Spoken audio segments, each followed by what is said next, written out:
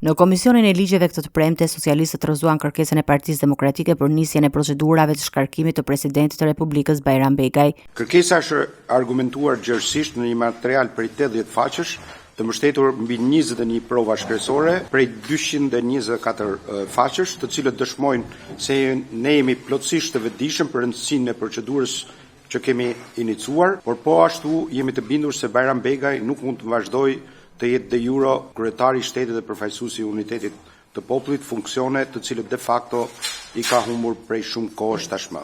I Komisionit për Çështjet Ligjore dhe Administratën Publike, që e rrëzon kërkesën për shkarkimin e presidentit të Republikës, ti përcillet Kuvendit të Republikës së Shqipërisë për ta trajtuar në përputhje me nenin 112.3 e rregullorës Kuvendit të Shqipërisë. Opozita akuzon presidentin për 7 shkelje të rënda dhe të përsëritura të kushtetutës dhe ligjeve të vendit, duke kërkuar ndërhyrjen e kuvendit për ta shkarkuar. Sipas argumenteve të paraqitura nga deputetët demokrat, shkeljet nisin me dekretin e shpalljes së zgjedhjeve në Tiranë. Në listën e akuzave përfshihet ndërprerja e mandatit të antarit së gjykatës kushtetuese, Sonila Bejtja, dekretimi i diellës si ministre në qeveri, si dhe firmosja i ligjit për komisionet hetimore parlamentare. Opozita pretendon se Begaj i ka dhënë të gjitha tenderat e presidencës kompanisë që i ka punësuar të birin.